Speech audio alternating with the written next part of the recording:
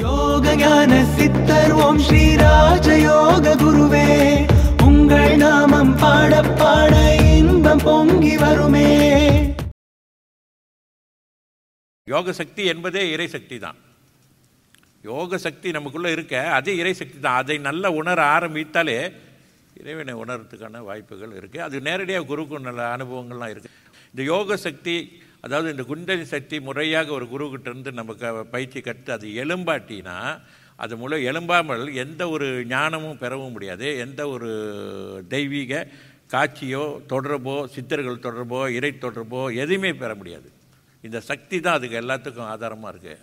ஏன்னா இந்த பிராணசக்தி வசப்படுத்துவதனால அவ்வளோ விஷயங்கள் நமக்கு கிடைக்கும்.